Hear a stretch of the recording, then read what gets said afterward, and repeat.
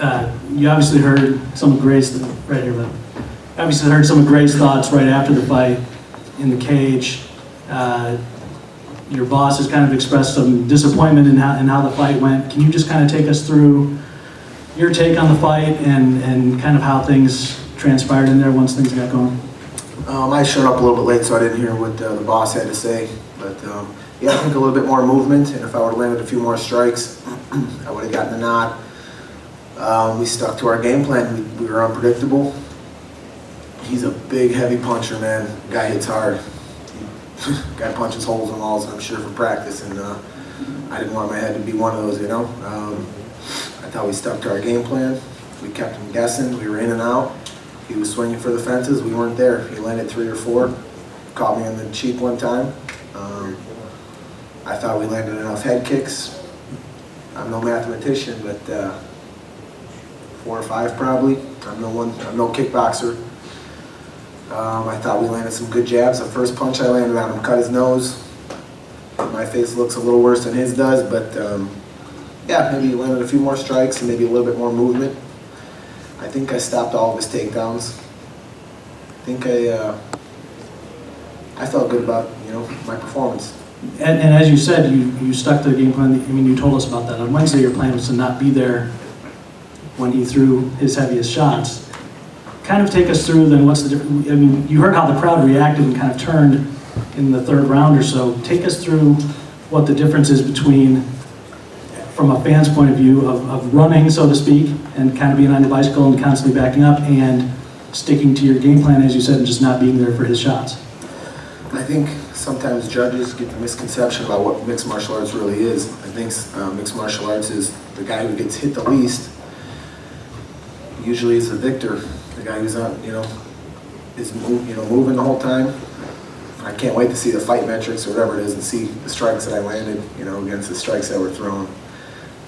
So 5 rounds of fun. I know Gray had a good time out there. In the 3rd round, I saw a little frustration in his face. That was the plan, and our plan was to kind of get in on more singles and doubles, wear him down more, and just not sit in the pocket with him. Even when we did, we landed some good uppercuts and good hooks, a couple of straights. I felt confident in my combinations, but the dude hits like a Mack truck, man. So I didn't want to be there for too much of it.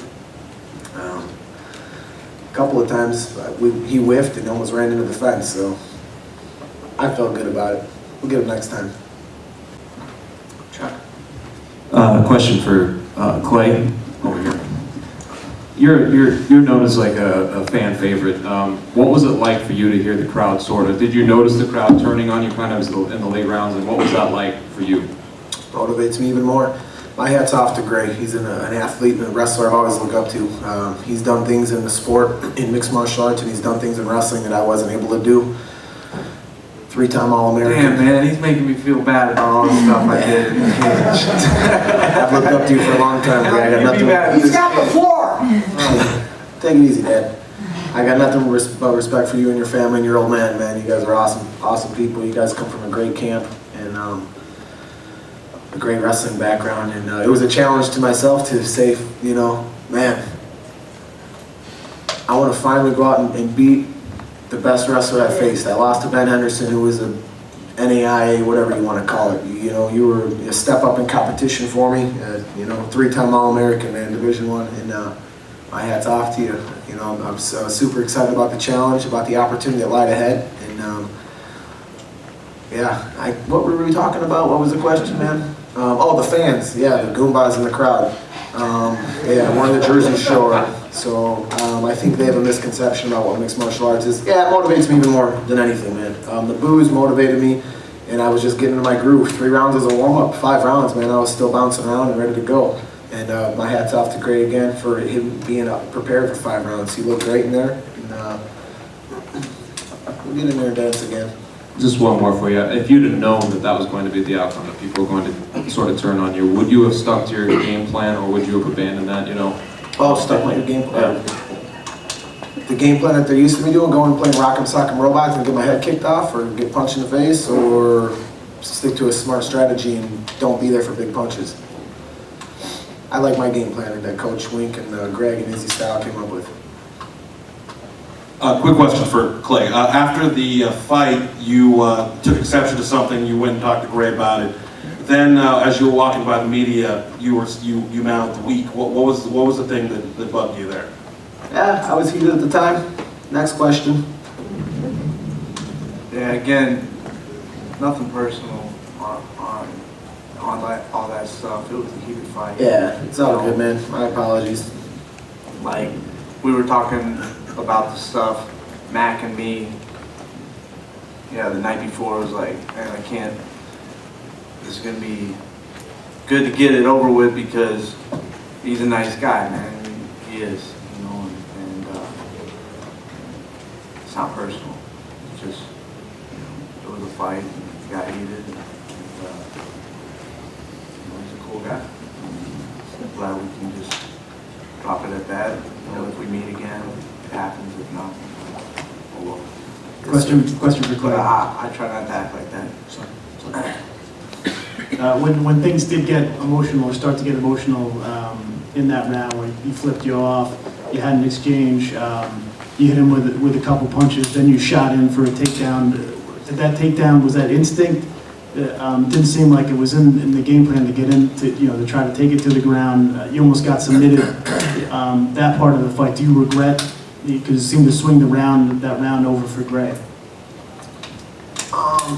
Gray's probably been in Joe Stevenson's guillotine once or twice. I've been in Joe Stevenson's guillotine a couple times.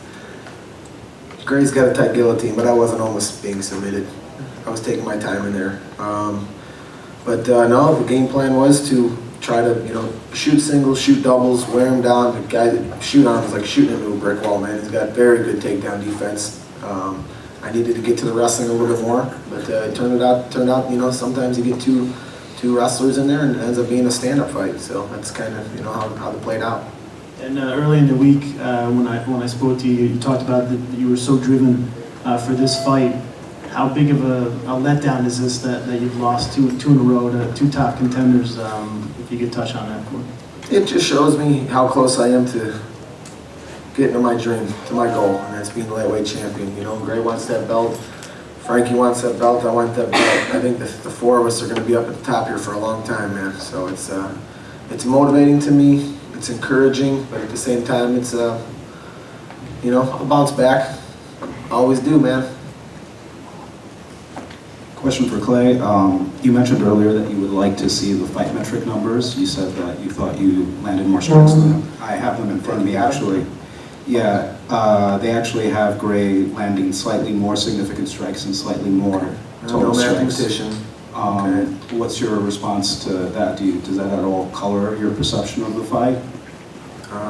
Like I said in my first answer, I probably should have landed some more strikes. You talked a lot about the work you've done with Greg Jackson and Coach Winklejohn, and you talked about the rock'em sock'em robot style you had. I mean, do you feel like following that game plan is a big part of the changes you've made? And are you happy with the fact that you're sticking to that game plan? Because I know in the past, even when you've had that, you've kind of fallen away from it when you get into those type fights.